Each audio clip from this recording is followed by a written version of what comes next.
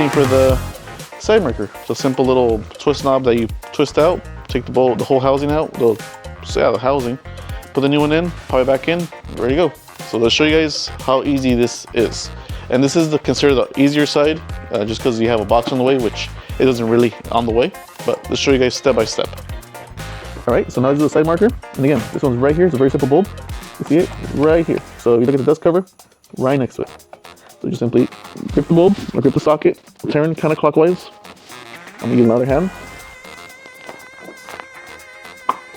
And you turn and pull up.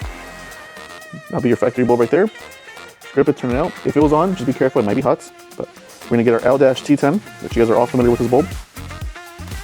And go in. From there, you just put it back in the housing. And make sure you line the tabs. There you go, that's the line. And now we turn clockwise. There we go, that's all the way in. There you go, that's simple of an install. And now we'll show you guys the performance.